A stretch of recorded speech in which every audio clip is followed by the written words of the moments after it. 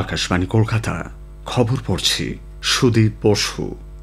ভারতীয় সশস্ত্র বাহিনী আজ সকালে পাকিস্তানের লাহোর সহ একাধিক জায়গা লক্ষ্য করে আক্রমণ চালিয়েছে। বেশ কয়েকটি এয়ার ডিফেন্স রেডার এবং সিস্টেম লক্ষ্য করে হানা চালানো হয়। প্রতিরক্ষা মন্ত্রক জানিয়েছে লাহোরে বায়ু প্রতিরক্ষা ব্যবস্থাপনা সম্পূর্ণ ধ্বংস করে দেওয়া হয়েছে। ভারত পাকিস্তানের মতোই একই তীব্রতায় প্রত্যুত্তর দেবে বলেও জানিয়েছে।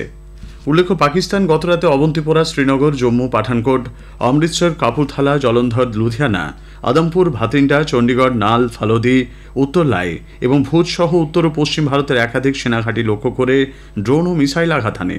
বিভিন্ন এলাকার ধ্বংসস্তূপ থেকে ওই হামলায় পাকিস্তানের জড়িত থাকার বিষয়টি প্রমাণ মিলেছে।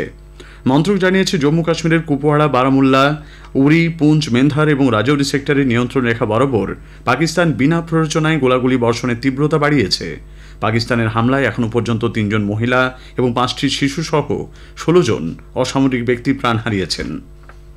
জঙ্গি দমনে অপারেশন সিঁদুর এখনও চলছে বলে সংসদ বিষয়ক মন্ত্রী কিরেন রিজিজু আজ জানিয়েছেন।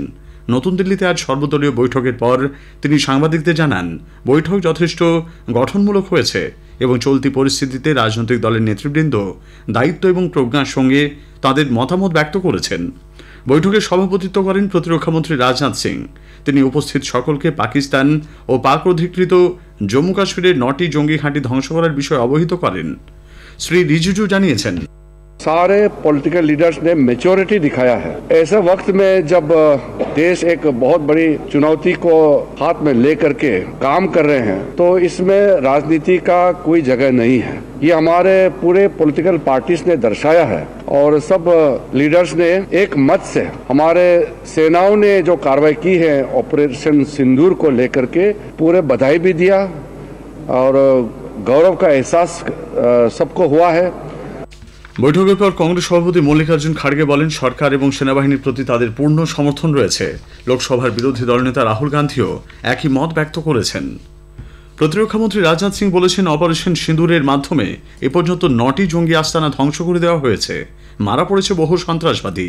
আজ নতুন দিল্লিতে ন্যাশনাল কোয়ালিটি কনক্লেভে ভাষণে শ্রী সিং দেশের সশস্ত্র বাহিনীকে তাদের বীরত্ব এবং সাহসের জন্য অভিনন্দন জানান।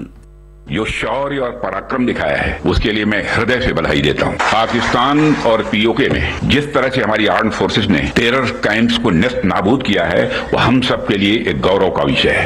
आप सभी नेशनल क्वालिटी कॉन्क्लेव का आयोजन ये आपका चल रहा है। क्वालिटी की क्या भूमिका होती है, यह क्या रोल अदा करती है, इसका नमूना हमने कल देखा। পাকিস্তানের সঙ্গে উত্তেজনা বৃদ্ধি ভারতের উদ্দেশ্য নয়, তবে সে দেশ যদি হামলা চালায় তবে তার সমুচিত জবাব দেওয়া হবে বলে বিদেশমন্ত্রী ডক্টর এস জয়শঙ্কর জানিয়েছেন। নতুন দিল্লিতে আজ ভারত ইরান 20তম যৌথ কমিশনের বৈঠকে তিনি একথা বলেন। শ্রী জয়শঙ্কর এবং ভারত সফররত ইরানের বিদেশমন্ত্রী ডক্টর সৈয়দ আব্বাস আরাকাচি যৌথভাবে এই বৈঠকে সভাপতিত্ব করেছেন। প্রধানমন্ত্রী নরেন্দ্র মোদী আজ বিভিন্ন মন্ত্রক ও দপ্তরের সচিবদের নিয়ে একটি উচ্চ পর্যায়ের বৈঠক করেছেন। জাতীয় নিরাপত্তা সংক্রান্ত নানা বিষয়ের পাশাপাশি দপ্তরগুলির প্রস্তুতি এবং আন্তঃমন্ত্রক যোগাযোগ বৃদ্ধির ব্যাপারে তাদের মধ্যে আলোচনা হয়েছে। শ্রী মোদী মন্ত্রক এবং সরকারি বিভিন্ন সংস্থার মধ্যে সুষ্ঠু যোগাযোগের ওপর জোর দিয়েছেন। অসামরিক প্রতিরক্ষা ব্যবস্থাকে মজবুত করা, ভুয়ো তথ্য ছড়ানো বন্ধ এবং গুরুত্বপূর্ণ পরিকাঠামোগুলির সুরক্ষা নিশ্চিত করার মতো বিষয় বৈঠকে আলোচিত হয়। ভারত পাকিস্তান উত্তেজনার আবহে দিল্লি বিমানবন্দরে আজ সকাল 8টা থেকে দুপুর 2টোর মধ্যে 90টি উড়ান বাতিল করা হয়েছে। এর মধ্যে 33টি ছিল দিল্লিগামী এবং 46টি দিল্লি বিমানবন্দর ছেড়ে যাওয়ার জন্য নির্ধারিত উড়ান। 11টি আন্তর্জাতিক উড়ানও বাতিল করা হয়। সাম্প্রতিক পরিস্থিতিতে সরকারি কর্মীদের ছুটি বাতিলের ঘোষণা করেছে রাজ্য অর্থ দপ্তর। আজ এ সংক্রান্ত একটি বিজ্ঞপ্তি প্রকাশ করা হয়েছে। চিকিৎসাজনিত কারণ ছাড়া এই মুহূর্তে রাজ্য সরকারি কর্মীদের কোনো ছুটি অনুমোদিত হবে না বলে বিজ্ঞপ্তিতে জানিয়ে দেওয়া হয়েছে। চিকিৎসার কারণ ছাড়া যারা ছুটি নিয়েছেন সেই সমস্ত ছুটি বাতিল বলে গণ্য করা হবে।